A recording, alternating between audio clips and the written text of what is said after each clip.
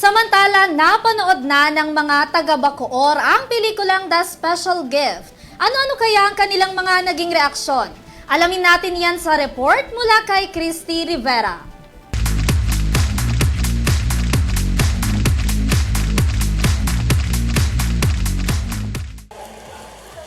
Dumako naman tayo sa mundo ng entertainment para sa balitang showbiz. Matapos ang screening at premiere night na naganap noong linggo sa Ayala Trinoma, Quezon City, ngayon naman ay nandito tayo sa gymnasium ng Bacoor City, Cavite para kunin ang opinyon ng mga estudyante at magulang matapos makapanood ng film showing na The Special Gift na ginawa ni Direk Lawrence Rojas. Nakakarating na nga sa Bacoor City, Cavite ang pelikulang pampamilya na The Special Gift na tiyak na mamumulat sa tunay na kahalaga ng pagtupad sa pangarap at suporta na mula sa pamilya. Sabay-sabay ang pinanood ng mga estudyante at magulang mula sa iba't ibang paaralan sa lungsod, kung saan isinabay ang pagpapalabas nito sa National Family Week Celebration ng Bacoor na may temang Pamilyang Pilipino, pagtugon sa nagbabagong pananaw at panahon.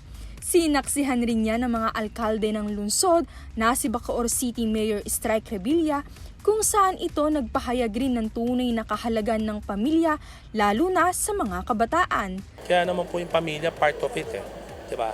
Na kailangan din po natin yung ating pamilya ay buo.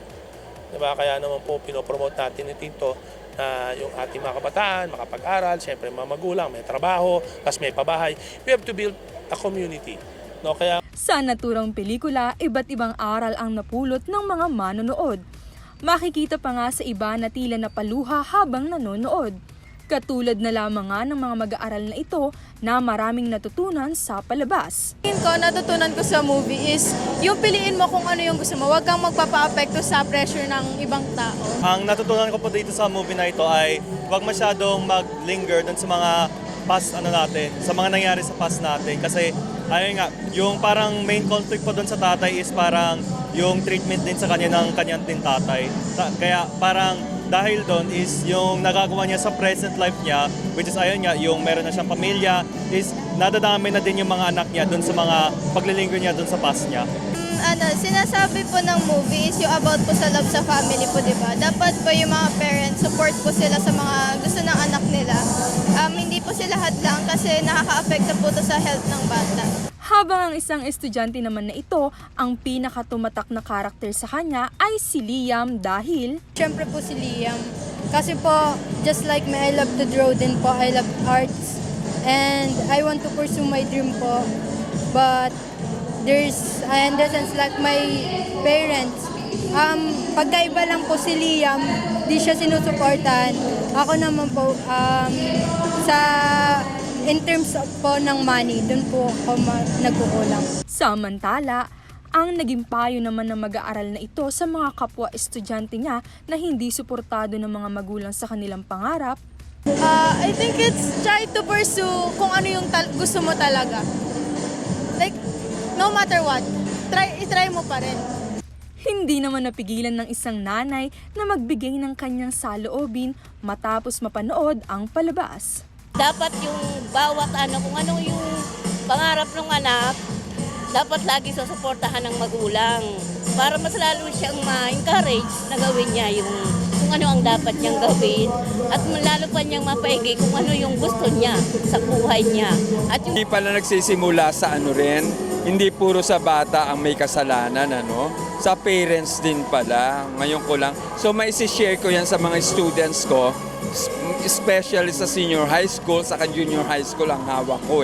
Ang mga kasama naman sa naturang pelikula ay hindi na itago ang pagkamangha sa mga reaksyon ng mga manonood. Sobrang nakakagulat po, sobrang saya ko po dahil yung narinig ko po yung palakpak nila, sobrang nakakataba ng puso. Grabe. Sobrang saya ko po. Yung pumalakpak na po silang lahat. Na-overwhelm ako kasi mas naintindihan ko yung storya. Tsaka natuwa ako kasi syempre, nakita ko yung sarili ko kasama yung mga magagaling na actor, di ba? Yung mga batikang actor. So, natuwa ako.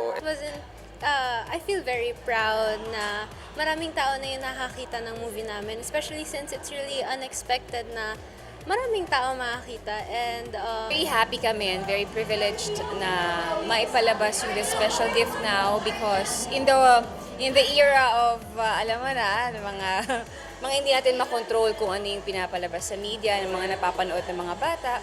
Pinapakita ko dito ang pagiging isang ulirang ina na ginagawa po ang lahat para lang mabuo ang pamilya. Siyempre bilang nanay, gagawin mo lahat para magkasundo-sundo ang bawat miyembro ng pamilya at saka maging harmonious ang relationship ng bawat isa. So masaya ako kasi yung story talaga marami nakaka-relate. Meron silang anak na special child.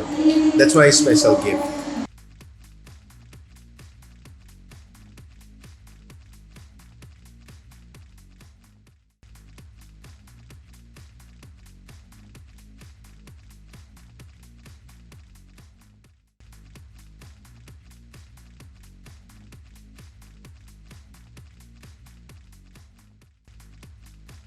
At yan ang mga balitang entertainment mula dito sa Bacoor City, Cavite. Ako si Chris Rivera